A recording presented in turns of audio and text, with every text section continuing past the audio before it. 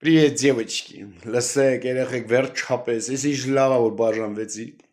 Ինչ լավ ա որ բաժանվեցի, լսեք։ Հիմա ես արդեն ուրեմն շփվում եմ նորմալ լամաների հետ,